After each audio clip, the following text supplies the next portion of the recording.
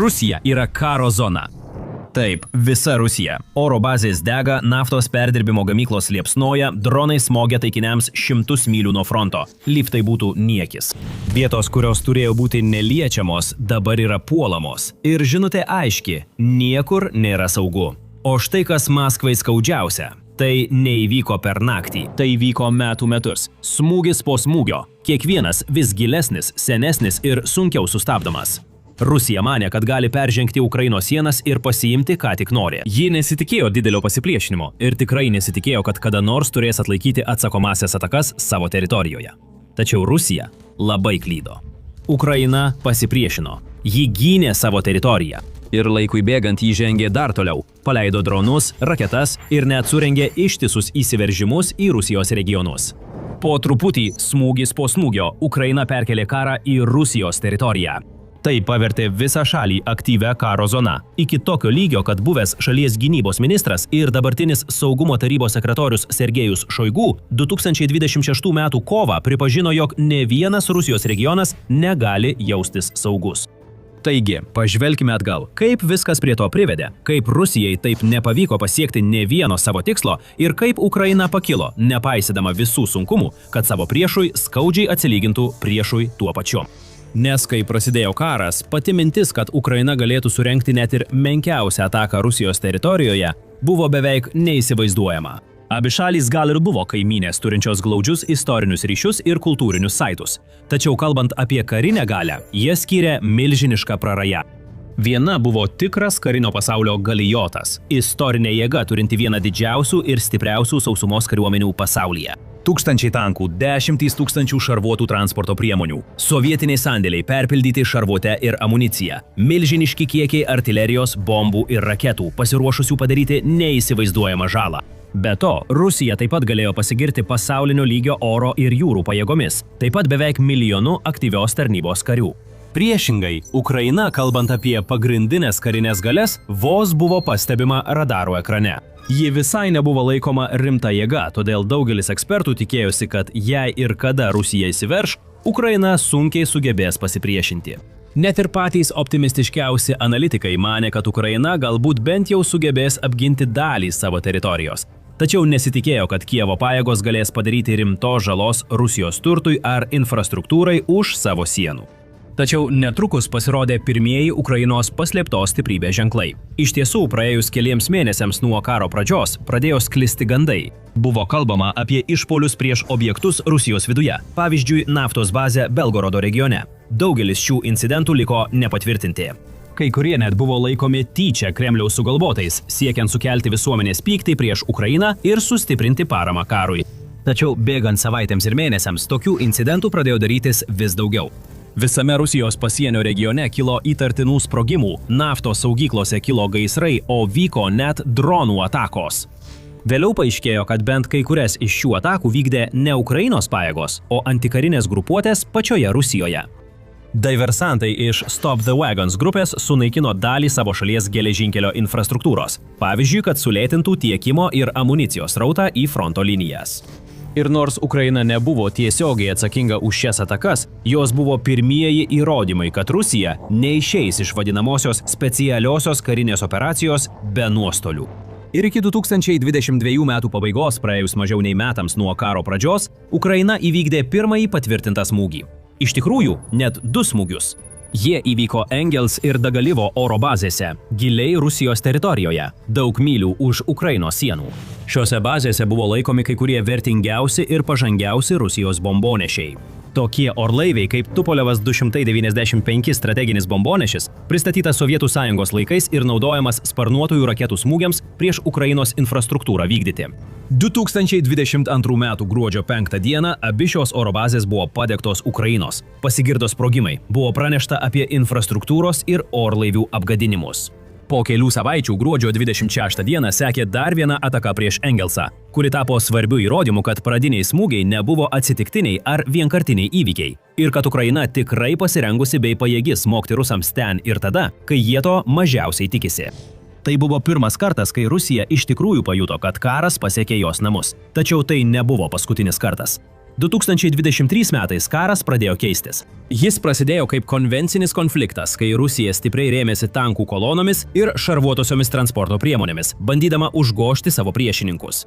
Tuo tarpu Ukrainos gynėjai kasė apkasus ir kūrė įtvirtintas pozicijas, naudodami bet kokius ginklus ir artileriją, kuriuos galėjo gauti, kad atremtų priešo atakas. Tai buvo permainingas sekinimo karas, nedaug kuo besiskirianti nuo daugelio kitų konfliktų, vykusių visame pasaulyje 20 ir 21 amžiaus pradžioje. Tačiau tada pasirodė dronai.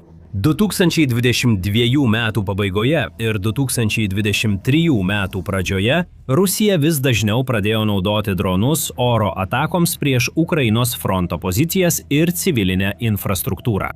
Ukraina buvo priversta gintis nuo naujos ir bauginančios grėsmės, tokios, kurią Rusija galėjo greitai, pigiai ir lengvai gaminti masiškai. Tokios, kurią ji galėjo panaudoti dideliais kiekiais. Dūzgiantys skraidančių sprogmenų spiečiai, sunkiai aptinkami radarų ekranuose ir stebėtinai sudėtingai perimami įprastinėmis gynybos priemonėmis, galintys padaryti siaubingą žalą vos per vieną naktį. Tačiau Ukraina ne tik kentėjo nuo šio naujo dronų karo amžiaus, ji iš to pasimokė. Ji prisitaikė ir pradėjo kurti savo vietinę dronų pramonę. Jeigu Maskva galėjo tai padaryti, galėjo ir Kyjivas. Ir 2023 metų gegužės 3 dieną pasaulis pamatė, ką gali Ukrainos dronai, kai keli iš jų smogė dar vienam Rusijos aerodromui. Šį kartą Briansko regione. Buvo pataikyta į 2 taikinius. Dar 2 buvo visiškai sunaikinti. Vieno drono taip ir nerado. Ta pačią dieną pasirodė pranešimų ir apie dronų ataką prieš patį Kremlių, Rusijos valdžios namus. Vėliau tą patį mėnesį daugiau dronų buvo pastebėta Maskvoje. Į sostinę įskrido 8 dronai. Ir nors tuo metu jie nepadarė daug žalos, tai vis tiek buvo milžiniška naujiena. Ukraina, ta maža šalis, iš kurios niekas nesitikėjo rimto pasipriešinimo, kažkokiu būdu sugebėjo surengti ataką prieš Rusijos sostinę beveik už 300 mylių nuo savo sienų. Sostinė ir didžiausias Rusijos miestas, kuriame gyvena daugiau nei 13 milijonų žmonių. Ta pati vieta, kur turtingiausi šalies oligarchai ir regis visagalis prezidentas Vladimiras Putinas praleidžia daug laiko, buvo smogta Ukrainos ginklais. Jei Kyjivas sugebėjo padaryti kažką panašaus vos po metų karo, tuo pačiu metu dar turėdamas atremti stiprius Rusijos puolimus fronte ir beveik nuolatinius oro smūgius dieną ir naktį, ką dar jis galėtų padaryti? Mes tuoj turėjome tai sužinoti. 2023-aisiais Ukrainos dronų smūgiai tapo vis dažnesni. Tačiau Kyjivas buvo paruošęs dar kai ką didesnio. Vėlyvą pavasarį ginkluotosios pajėgos peržengė Ukrainos sieną ir įžengė į Rusijos Belgorodo regioną, tai pažymėdamos pirmąjį didelį sausumos įsiveržimą, su kuriuo Rusijai teko susidurti. Šios pajėgos daugiausia buvo sudarytos iš neukrainiečių savanorių, tokių kaip antikremlininės Rusijos grupės, pavyzdžiui, Rusijos Laisvės legionas, taip pat kovotojai iš tokių šalių kaip Lenkija ir Baltarusija. Tačiau tai vis tiek buvo didžiausia per sieną surengta ataka per visą karą iki to momento. Savanoriai, kovotojai sabotavo, sugadino ir sunaikino Rusijos infrastruktūrą bei įrangą, tuo pačiu remdami Ukrainos gynėjus Sumų ir Charkivo kryptimis. Jie taip pat stipriai paveikė Kremliaus karių moralę. Daugelis tų karių buvo maitinami melu, jiems buvo sakyta, kad jie yra didvyriai siunčiami į misiją išlaisvinti Ukrainą. Jiems buvo įteikta, kad Ukrainos žmonės juos pasitiks išskėstomis rankomis, kad jų specialioji karinė operacija baigsis vos per kelias savaites ir kad Rusijos vėliavos lengvai plevėsuos Kijevo gatvėse. Ne tik tie teiginiai pasirodė akivaizdžiai melagingi, bet dabar prie Rusijos vartų jau tiesioginė prasme buvo opozicinės pajėgos, prasiveržusios į jų pačių teritoriją. Visa tai neturėjo įvykti. Ir daugeliui Rusijoje tai buvo ta akimirka, kai pirmą kartą pasijuto, kad karas greitai ir pavojingai slysta Kremliui iš rankų. Ir viskas netrukus turėjo dar labiau pablogėti. Bet prieš tai aptardami, būtent dėl to mes kuriame The Military Show, kad paaiškintume, kaip iš tikrųjų juda valdžia. Jei esate čia naujokas, paspauskite prenumeruoti, kad nepraleistumėte, kas bus toliau. 2024 pasirodys esą lemiami metai šiame konflikte. Ir ne vienu aspektu. Vladimiras Putinas ir jo Kremliaus parankiniai tikėjosi, kad šie metai bus tie, kai Rusijos kariuomenė galutinai palauš Ukrainą. Surengs didžiulį puolimą per visą frontą, siekdama sutriuškinti šalies gynybą ir atverti kelią pergaliai. Tačiau viskas klostėsi visiškai kitaip. Ukraina 2024-aisiais ne tik nesusilpnėjo, bet tapo gerokai stipresnė. Jos dronų atakos prieš Rusijos taikinius tapo dažnesnės ir labiau strategiškos. Kidžyvo vadai pradėjo dar kruopščiau rinktis taikinius, dėmesį sutelkdami ne tik į oro bazes ir amunicijos sandėlius, bet ir į naftos infrastruktūrą. Jie suprato, kad nafta ko gero yra svarbiausias Rusijos turimas išteklius, nes būtent nafta tiesiogiai ir netiesiogiai varė Kremliaus karo mašiną. Ji buvo naudojama kaip kuras, kuris leido tankams judėti ir bombonešiams skraidyti ore. Ir ji taip pat atnešė milžiniškas pinigų sumas į Rusijos ekonomiką, kurias Vladimiras Putinas galėjo naudoti tęsti karui, dengti karių atlyginimų ir plataus masto karinės technikos gamybos išlaidas. Jei Ukraina galėtų sunaikinti Rusijos naftos infrastruktūrą, ji galėtų laimėti karą. Ir būtent tai ji ir padarė. 2024 metais buvo patvirtinta bent 84 Ukrainos atakos prieš Rusijos naftos infrastruktūrą, daugiausia prieš naftos perdirbimo gamyklas, bet taip pat prieš vamzdynus ir saugojimo talpyklas. Karinė infrastruktūra taip pat pajuto visą Ukrainos įniršio jėgą. Ir tai jau nebuvo vien tik dronai. Kidžyvo sparčiai besivystanti vietinė gynybos pramonė taip pat gamino didesnes ir geresnes raketas, galinčias skristi toliau ir greičiau nei ankstesnės. Net pranokstančias daugelio vakarų šalių šaudmenų, kuriuos Ukrainai siuntė sąjungininkai iš visos Europos ir kitų regionų, galimybės. Per šį laikotarpį, pavyzdžiui, buvo daugiau nei 50 Neptūnas raketų smūgių ir netgi tolimos nuotolio dronų atakų prieš taikinius, esančius beveik už 1000 mylių Rusijos teritorijoje, tokius kaip Kupolo elektromechanikos gamykla Iževsko regione. Tai taip pat buvo maždaug tuo pačiu metu, kai Ukrainos sąjungininkai pagaliau leido jai naudoti jų ginklus smūgiams prieš taikinius Rusijos teritorijoje, o ne tik okupuotose teritorijose. Tai taip pat daro Ukrainą didesnė grėsmė, dėl kurios Maskvai reikia nerimauti. Kai tokios raketos kaip europinės Storm Shadow ir amerikietiškos gamybos raketos krinta ant aerodromų ir kitų svarbių objektų. Jūroje taip pat Ukraina itin aktyviai rengė atakas. Ji surengė daugybę niokojančių smūgių Rusijos liūdnai pagarsėjusiai Juodosios jūros laivynui. 2022 metais nuskandino jo flagmaną kreiserį Moskva, o dabartinėme kare sunaikino dar daugiau desantinių laivų, raketinių laivų ir net povandeninių laivų. Galiausiai žala buvo tokia didelė, kad Rusijos vadai nusprendė perkelti didžiąją dalį laivyno į saugesnius vandenis, atitraukdami laivus, kurie anksčiau buvo dislokuoti strategiškai svarbiose vietose netoli Krymo pakrantės. Tai ne tik sumažino šių laivų keliamą grėsmę raketiniams smūgiams Ukrainos teritorijoje, bet ir atvėrė kelius grūdų bei kitų prekių eksportui iš Ukrainos. Taip įkvėpė šiek tiek gyvybės sunkiai besiverčiančiai šalies ekonomikai. Tada įvyko dar didesnė ataka – įsiveržimas į Kursko sritį. 2024 m. rugpjūčio 6 dieną Ukrainos pajėgos kaip niekada anksčiau sugrąžino karo realybę į Rusiją, įsitvirtindamos naujoje savo fronto linijoje Kursko regione. Jie neturėjo ketinimų užimti Rusijos teritorijos ar žudyti civilių, kaip tai darė Kremliaus karo mašina Ukrainoje. Vietoj to tai buvo strateginis sprendimas. Būdas nukreipti Rusijos pajėgas, kurios kai kuriuose kitose regionuose jau pradėjo lenkti skaičiumi ir spausti Ukrainos pozicijas, priversdamas jas išsisklaidyti ir padalyti savo išteklius, kad atremtų įsiveržimą į Kurską, taip suteikdamas laiko ir atokvėpio drąsiems Ukrainos gynėjams. Iš pradžių Ukrainos pajėgos susidūrė su menku pasipriešinimu. Šioje teritorijoje nebuvo pakankamai Rusijos karių, kad jie galėtų rimtai priešintis, o daugelis jų buvo nepatyrę ir nepasiruošę susidurti su tokio pobūdžio įsiveržimu. Dėl to Ukrainos kariuomenė greitai užėmė strategiškai svarbius miestus ir kaimus, paėmė į nelaisvę karius ir sunaikino arba užgrobė visą rusų įrangą, kurią rado pakeliui. Didžiausiu mastu Ukrainos ginkluotosios pajėgos buvo dislokuotos daugiau nei 80 Rusijos gyvenviečių ir laikėsi savo pozicijų iki 2025 m. kovo, kai Kijevo vadai priėmė protingą sprendimą atsitraukti. Rusija bandė tai pateikti kaip kažkokią pergalę. Iš tikrųjų, tai buvo triuškinantis pralaimėjimas. Tai buvo pirmas kartas per dešimtmečius, kai priešo pajėgos sugebėjo kirsti Rusijos sieną ir užimti dalį jos teritorijos. Ir nors Ukraina galiausiai pasitraukė iš šios teritorijos, jie vis tiek padarė daug žalos ir nuostolių. Taip pat paliko minas ir savadarbius sprogmenis, su kuriais rusams teko susidurti. Tai taip pat pakankamai ilgai atitraukė priešo dėmesį, kad Ukraina galėtų atsigauti ir persigrupuoti kitose fronto linijos vietose, neleisdama Kremliui užimti jokių didesnių miestų ar gyvenviečių. Apskritai, 2024 metai Ukrainai buvo įspūdingi, kalbant apie sėkmingus atsakomuosius smūgius priešui. 2025 metai buvo dar geresni.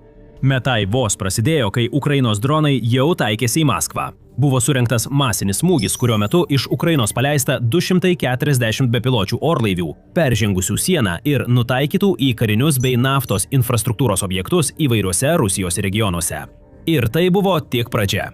2025-aisiais Ukrainos dronų smūgiai Rusijos pozicijoms iš mėnesinių ar kas 2 savaitės vykstančių tapo beveik kasdieniais įvykiais. Šiame etape Ukraina buvo įvaldžiusi dronų karo meną ir pralenkė savo priešininką, tiek kuriant įvairesnius ir efektyvesnius dronus, tiek juos naudodama infrastruktūrai naikinti ir priešininko moraliai palaužti. Be to, Ukraina gamino bepiločius orlaivius gerokai didesniais kiekiais nei anksčiau – nuo 20 000 per mėnesį iki 200 000. Karinės gamyklos, naftos perdirbimo gamyklos, sandėliai, aerodromai – vienas po kito taikiniai buvo sprogdinami ir padegami Ukrainos kamikadzių smūgiais. Smūgiai naftos infrastruktūrai tapo dažnesni ir Putinas pradėjo jausti pasekmes ten, kur jam svarbiausia – ekonomikoje. Ukrainos smūgiai Rusijai kainavo apie 12 milijardų dolerių, nes nesuskaičiuojami kiekiai naftos sudegė, o gamybos pajėgumai buvo smarkiai sumažinti. Dronai ir raketos taip pat sunaikino kai kuriuos vertingiausius Kremliaus karinius išteklius, tokius kaip oro gynybos sistemos ir radarai, kurių bendra vertė siekia milijardus dolerių. Tada įvyko pats niokojantis ir ikoniškiausias išpuolis – operacija Voratinklis. 2025 m. birželio 1 dieną Ukraina įvykdė planą, kuris buvo rengiamas daugiau nei metus. Ji paslėpė 10 dronų sunkvežimuose, kurie buvo išsiųsti į kelias strategiškai svarbias vietas visoje Rusijoje, šalia pagrindinių oro bazių. Kai sunkvežimiai pasiekė savo pozicijas, jie atsivėrė ir paleido spiečius, kurie užliejo ugnimi branduolinius ginklus galinčius nešti Rusijos bombonešius ir kitus orlaivius. Remiantis pranešimais, per šią ataką buvo sunaikinta apie trečdalis Rusijos bombonešių flotilės, sunaikinta arba apgadinta milijardus dolerių kainuojanti Kremliaus technika. Visa tai per vieną dieną. Juodosios jūros laivynas taip pat atsidūrė Kijevo taikiklyje. 2025 metais įvykdyta keletas didelių atakų, kurios apgadino ar net nuskandino kelis Rusijos laivus, sunaikino svarbę jūrų infrastruktūrą prie Benolosesko povandeninių laivų uosto ir pasiuntė aiškę žinią Kremliui.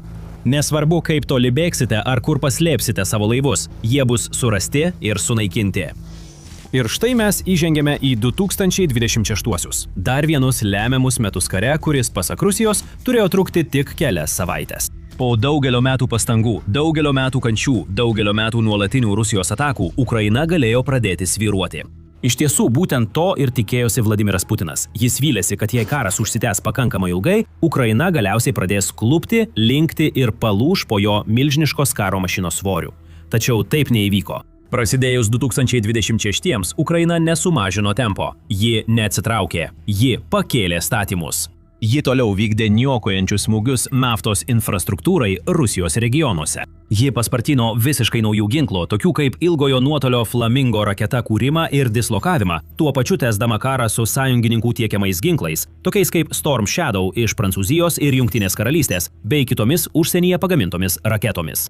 2026 m. vasarį Ukraina smogė Rusijos raketų kuro gamyklai Dverio regione. Kovo mėnesį ji surengė dar vieną ataką prieš mikroschemų gamyklą, kurioje gaminamos raketų dalys. Flamingo pradėjo vis dažniau pasirodyti. Pirmiausia smogė Kapucin Jaro bandymų poligonui, vėliau Votkino gamyklai, kuri yra svarbi Rusijos gynybos komplekso dalis.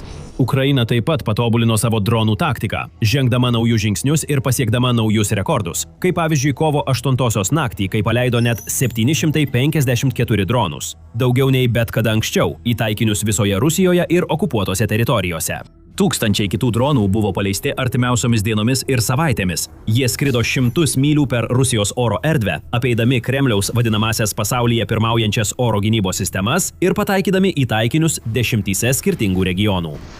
Kaip, pavyzdžiui, kovo pabaigoje, kai Ukraina smogė keliems svarbiausiems Rusijos naftos eksporto uostams prie Baltijos jūros, sukeldama didžiulius gaisrus ir precedento neturinčius naftos pramonės sutrikimus. Staiga tai nebe tik pavienė naftos perdirbimo gamykla ar vamzdynas, į kuriuos pataikoma kartą per mėnesį ar kas kelias savaitės. Beveik kasdien smogiama kai kuriems svarbiausiems, esminiams Rusijos ekonominės mašinos raikteliams. Nesuskaičiuojami naftos galonai, milijardai dolerių žalos, vėl ir vėl. Rusijos ekonomika yra silpniausiame taške per daugelį metų. Šalies centrinis bankas buvo priverstas pakelti palūkanų normas iki rekordinių lygių. Paprastos Rusijos šeimos moka už Putino karą, nes kasdienių būtiniausių prekių kainos sparčiai kyla, o vis daugiau šalies biudžeto lėšų išleidžiama raketoms ir mirties mašinoms, o ne sveikatos apsaugai ir švietimui. Su kiekvienu praeinančiu mėnesiu Rusija silpnėja, o Ukraina stiprėja. Ir tai patvirtina duomenys. Nors Rusija ir toliau bombarduoja Ukrainos miestus ir miestelius, Kijevo pajėgos atsakydamos padarė reikšmingos karinės ir ekonominės žalos.